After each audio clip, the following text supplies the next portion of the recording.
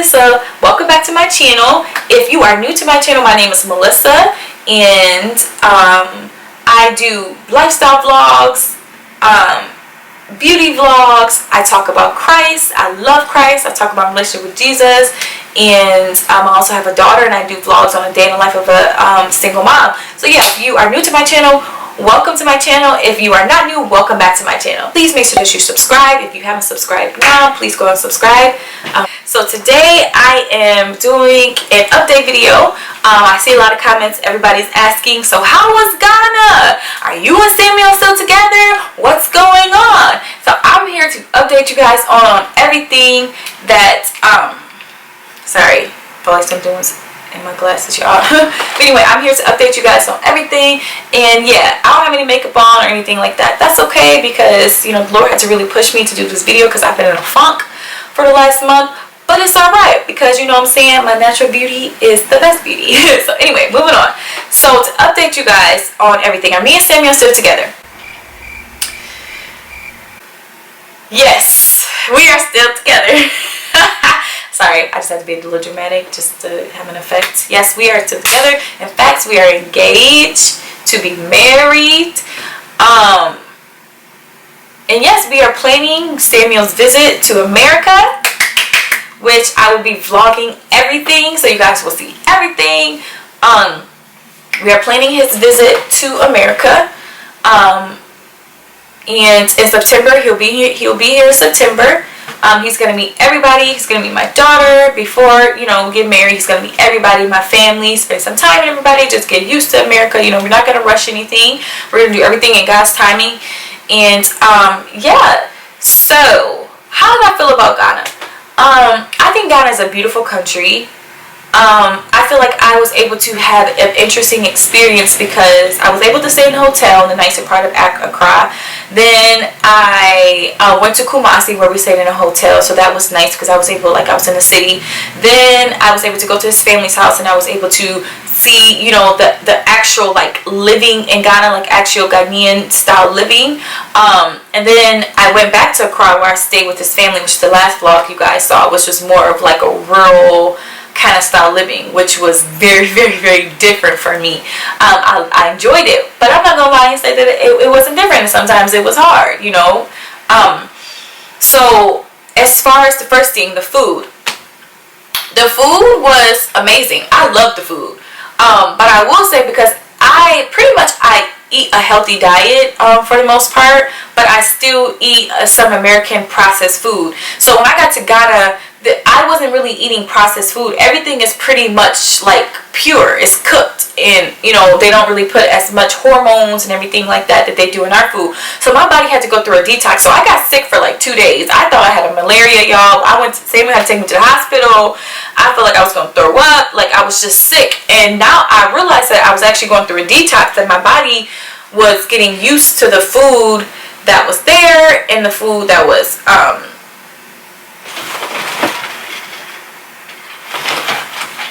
my body was getting used to the food that was coming off from the food that I had been used to in America, to now eating this Ghanaian food. But y'all, I ate chicken and rice every day because it was cheap. I'm not even gonna hold you up. I'm not even gonna lie. It was cheap, but it was so good. It was this food truck outside of our hotel in Kumasi, and it was so good. And then when I got to his mom's house, of course, she cooked banku, fufu, noodles, rice, everything. She cooked everything, and it was so good. But the food was really spicy, so I had to adjust to that too. Number 2, the heat was intense. I can't do heat like that all the time. Like, I told Samuel, I said, you know what? I live in Michigan, y'all, which is one of the coldest states in U.S. if you're familiar with Michigan. I'm used to all the seasons. I get my summer, my spring, my winter, my fall. Now, while I don't like winter, I can't imagine being in summer all the time. You know, I could deal with the fall type of weather, spring, summer, you know, but for it to just be blazing hot like that, y'all, when I stepped off the plane, the heat hit me. I mean, I nearly choked. Thought I was gonna die. That's how hot it was. I'm not exaggerating. It was hot. It was just pure heat. So that was an adjustment for me. Third thing was the way of life was different. So one thing I had to get adjusted to was that One, I didn't speak the language. And a lot of you guys have noticed about Samuel, you guys have said that he seems like he speaks really good English or whatever. So Samuel is Ghanaian, but Samuel was raised in Nigeria. So he was born and raised in Nigeria. And his parents are Ghanaian. His mom and dad are both Ghanaian. They were raised in Ghana, but they moved when they were young. So Samuel was raised in Ghana. He was raised in Nigeria. His family was raised in Ghana, but he's Nigerian. So he's Ghanaian by like heritage, like his ethnicity is Ghanaian, but he was raised in Nigeria. So that's why a lot of you say that he speaks differently. He doesn't sound like he speaks traditional Ghanaian because he grew up speaking English. His family taught him English, and he speaks Yoruba and Pidgin, which is Nigerian, like broken English, right? And then he speaks a little bit of Tree. So he doesn't know a lot of Tree. So he doesn't have that Ghanaian accent. He has more of a Nigerian accent. And that's one thing that I noticed that was different in Ghana, is that people treated him differently because he's not Ghanaian. So people knew he wasn't Ghanaian because of the way he spoke. So when we be in cabs, like a lot of them would ask, like, oh, where are you from? Where are you guys from? Blah, blah, blah.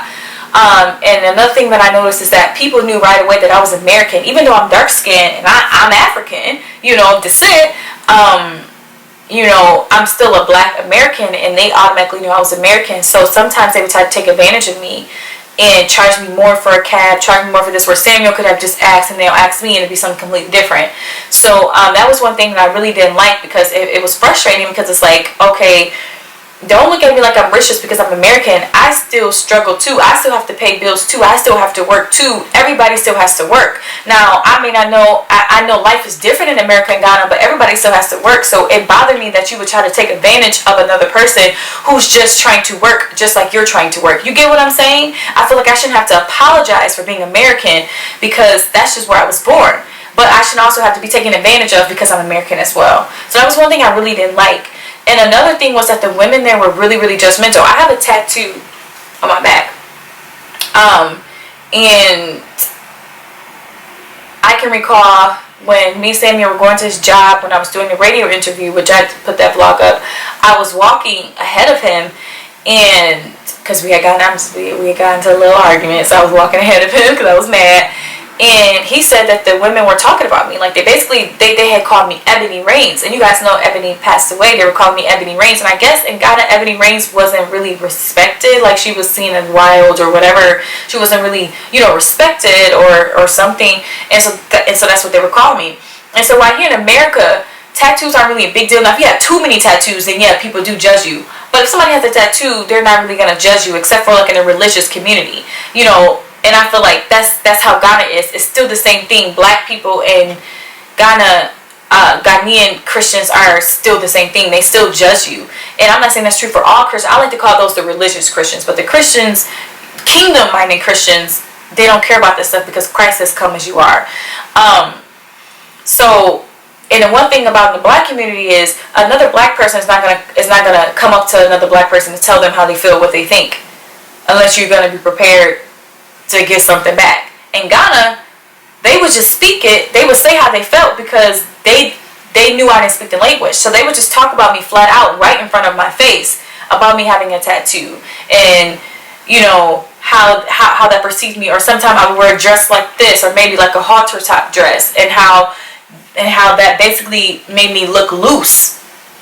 Which I'm like, here in America, that's not the case. Like, I could wear this and no one's gonna think, oh, she's loose, or she's a prostitute, or she's that.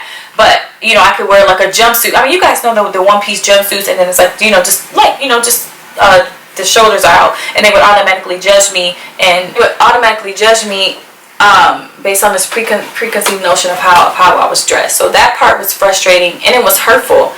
It really hurt me, because I'm like, you don't even know me. Like, you don't know anything about me, and you're already judging me based on what you see me. I'm not judging you. I could base you based on my American standards or my American way of thinking or my American way of life, but I'm not judging you. I'm trying to accept you, and I'm trying to learn you and learn your culture and where you come from, because I'm interested and because I care. And who am I as another person to judge you? But unfortunately, I wasn't given that same respect in all aspects. Not to say that every woman was like that, but I did get stares, and people would look at me like I was just doing something, so like I was walking out completely naked, you know? And I love fashion. I love dressing cute. And I do believe there's a such thing as modesty, but I also believe that you can still enjoy fashion and still respect your body and respect yourself. And I don't think any of the clothing I wore was revealing, or, I mean, you guys see my clothing, you see my vlogs. I don't think it was revealing where I was looking like a prostitute, or, and even to judge Ebony Reigns and call me Ebony Reigns, you still don't know her life. You didn't know her life. You knew her music, but you didn't know her life. You know, so I just felt like some Ghanaians were just really, really judgmental. Like, they were really judgmental. I did not like that part at all. Yeah. So as far as like Samuel's family, I loved his family. Me and his family got along great. I already had talked to his sisters. I already had a relationship with his sister, so I got to meet his mom, his cousins, and everything. And I loved everybody. Everybody was so sweet. The food was amazing. I went to church. The church was pretty much like the black church. Pretty much like the black church, so yeah. So I'll catch you guys later in my next video. Bye!